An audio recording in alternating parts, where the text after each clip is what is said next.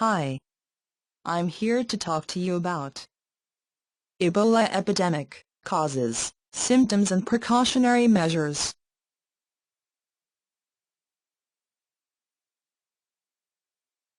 The Ebola virus disease that has wreaked havoc across Guinea, Sierra Leone and Liberia is considered a severe, often fatal illness in humans by the World Health Organization. It weakens the immune system and causes bleeding inside and outside the body.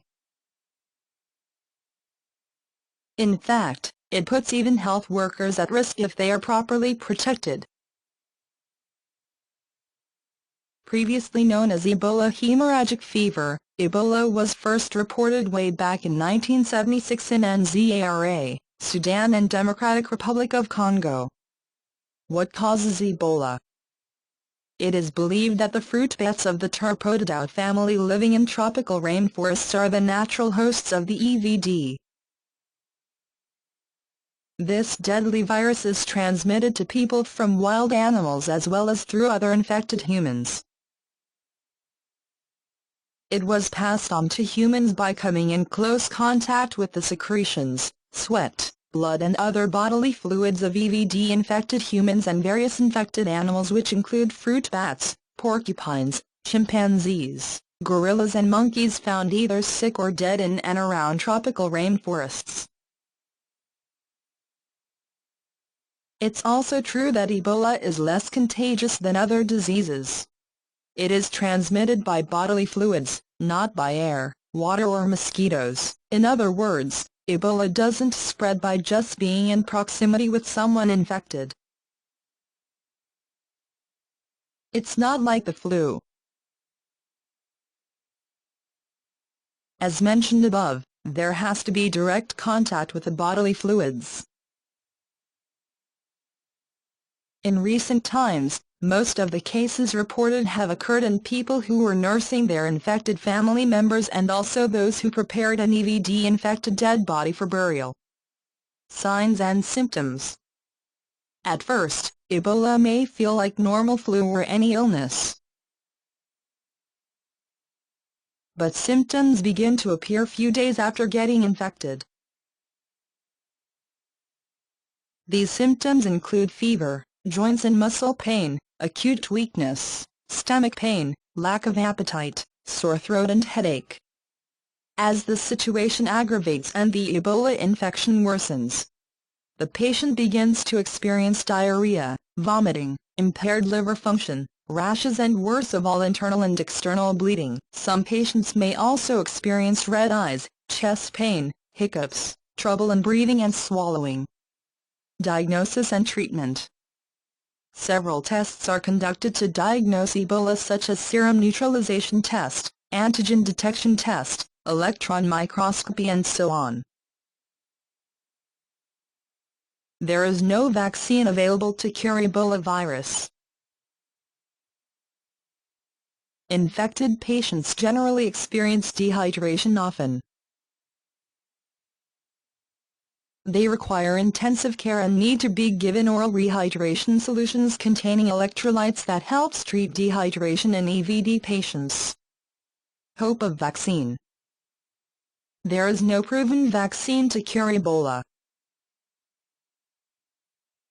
But many doses of an experimental Ebola vaccine have been developed at the National Microbiology Laboratory in Winnipeg, Canada.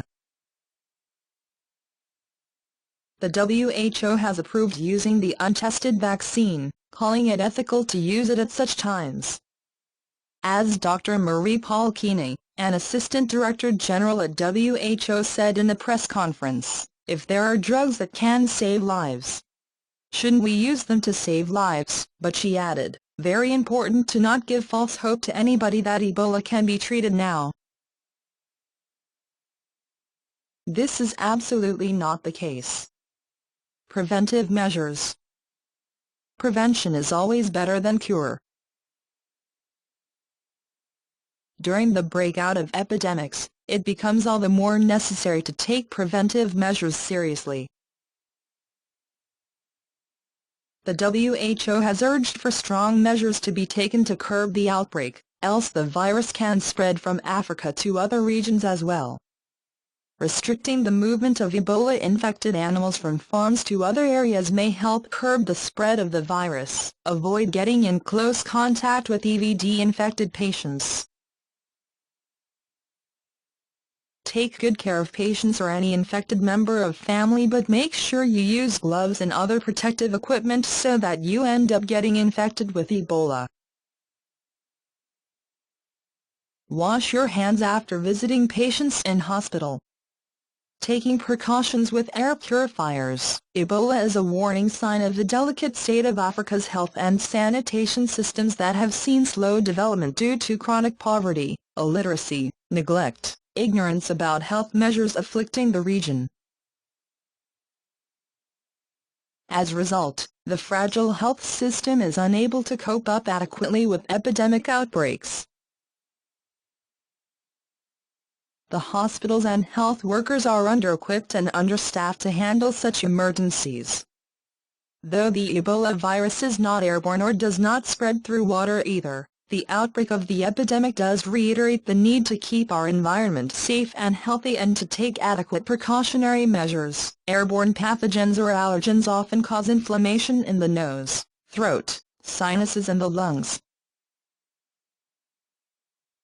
These airborne pollutants could be viruses, bacteria, pollen, dust mites, smoke, and molds that affect health and weaken immune system.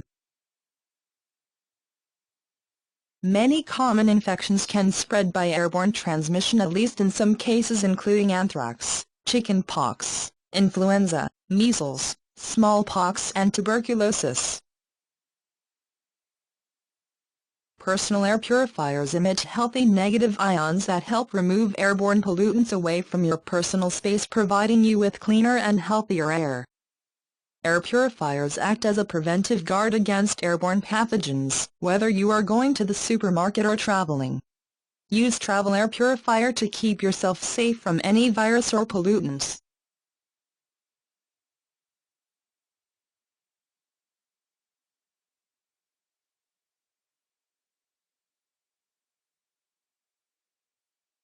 Hope you found it useful. For more information, please click the link in description.